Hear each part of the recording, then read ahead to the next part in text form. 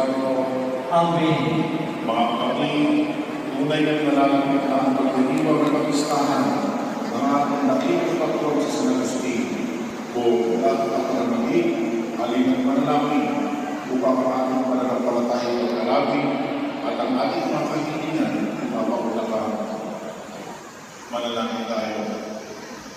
Ama naming makapangyarihan, ipagkaloob mo sa iyong sambayanan ang panibagong bukso ng Espiritu na pumuspos kay San Agustin.